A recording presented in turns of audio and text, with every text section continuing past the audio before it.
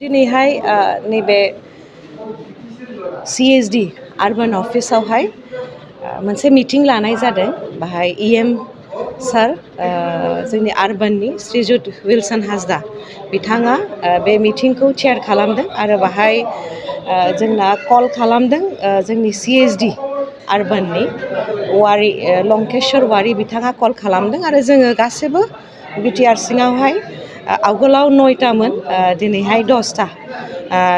ULB नि चेयारपारसन आरो technical अफिसारफ्रा फैनाय जादों जोंनि बे प्रपार्टि टेक्स एसेसमेन्टनि खोथाखौ डिसकास खालामनो थाखाय। बाहाय जिहेतु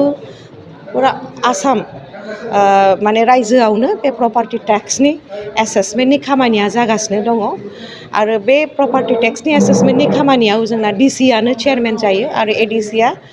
नडेल अफिसार जायो आरो जोङो ULB हिसाबै जोङो इमप्लिमेन्ट खालामो खिन्थु जोंना 6 शिड्युल हिसाबै हायेस्ट अथरिटिया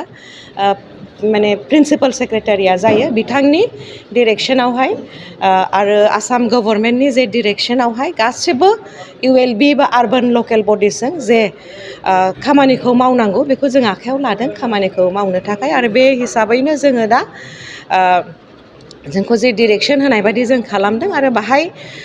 आङो सासे चेयारपारसन जानानै बेखौनो बुंनो सानदों पाब्लिकआव जेनेबा नैबे टेक्स एसेसमेन्टआव सोरबाया बुहुत माने बुरजा टेक्सआ बारायसिगोन होननानै जोबोद गिलायलायदों बेहाय जाहाथे गिनो नाङा जोंबो रायजो राजानि जेसे हायो सिस्टेमाव दोननो थाखायसो बे माने बा आपग्रेड खालामनो थाखायसो पर्टेलाव माने खालामनो थाखाय आरो माखासे जोंहा सेन्ट्रेल गभर्नमेन्टनिफ्राय डिरेक्सन दङ जे नैबे टेक्स एसेसमेन्टनि जेसेबांखिनि खामानि बेखौ जोङो कमप्लिट खालामनांगोन होमबासो जोंनि 23-24 माने फैगौ बोसोरनिफ्राय आरोखि बेनिफ्राय होमबासो जोङो जे माखासे फाइनान्सियेल जे बेनिफिट्स बा जोंनि जे सिस्टेमखौ लानानै जे फाइनान्सियेल बेनिफिट्स दं 15 फाइनेन्स बा माखासे बेबायदि सुबिदा दङ बेखौ जोङो मोनगोन नङाबा बे प्रसेसआव जुदि जोङो लाबोनो हायाबा जोङो बिनि मोन्थायखौ जोङो मोननाय नङा दा बे हिसाबैनो जोंबो आवगायदों खिन्थु जोङो बेखौनो खावलायनो लादों जे जोंनि ओरैनि रायजो राजाया गिनो नाङा आरो हायेस्ट अथरिटिया जोङो जे माने जोंनि AVR माने ARV होनाय दङ आरो जे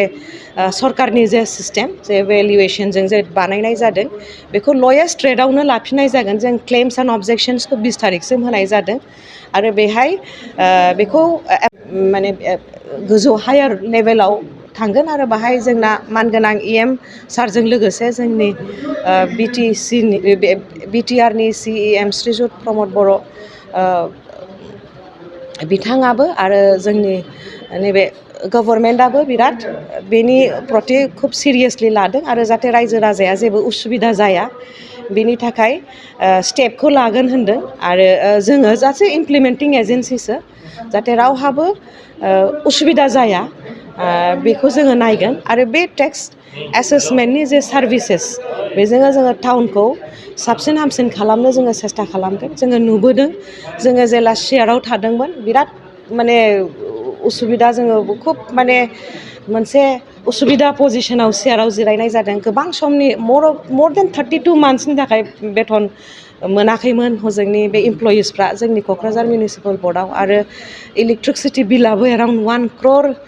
लायाबिलिटिसखौ जोङो मोनबोदों खिन्थु बिराद सेस्था खालामनानै जोङो बेखौ लासै लासै गाहायाव लाबोगासिनो दङ जोङो 50%निफ्राय जोङो गाहायाव लाबोबाय आरो जाहाथे नैबेफोर खौ जुदि जोङो आपग्रेड खालामो पाब्लिक ग्रिभेन्सेसफ्राबो जोङो मोजाङै माने खोनासंनो हागोन आरो माने जोङो मेनटेनेन्सखौबो मोजां होनो हागोन सार्भिसेसखौबो मोजां होनो हागोन स्ट्रिट लाइटनि प्रब्लेम्स दङ जोंहा ड्रेन क्लिनिंनि प्रब्लेम्स दङ जोंहा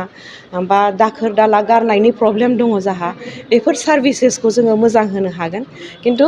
बेखौ जोङो जेब्लाबो गोसोआव लाखिगोन जाहाथे रायजो राजाया बे टेक्स होनायाव खस्थ' मोना बेखौ जोङो जेब्लाबो गोसोआव लाखिगोन आरो लयेस्ट जे लानो हायो बेखौनो लानायनि थाखाय जोंनि EM साराबो गावनि डिपार्टमेन्टनिफ्राय बुंनाय जाखाबाय आरो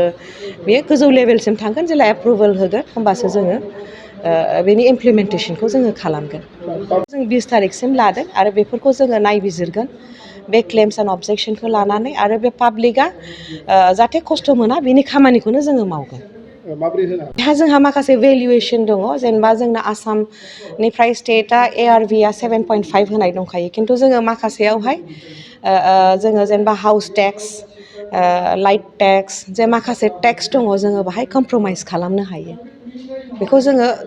हानायखिनिखौ जोङो कमप्रमाइस खालामगोन आरो पाब्लिकनि सार्भिसेसखौ जोङो साबसिन होनो सेस्था खालामगोन आरो दा टाउननि माबायाबो एरियानि टाउनाबो गोबां ओरै दङ जाय KMBआव गोलैयाखै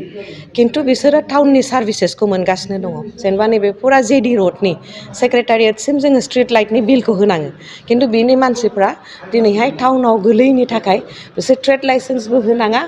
आरो माखासे गोबां टेक्सखौबो बिसोर माने बिस्रा माने बे फेसिलिटिखौ मोनगासिनो दङ दा बेखौ जोङो थाबैनो जाहाथे माने KMBनि सिङाव लाबोनानै माने मोनसे सिस्टेमाव लाबोनो हायो मोनसे मेकानिजमाव लाबोनो हायो बिनि खामानिया जागासिनो दङ।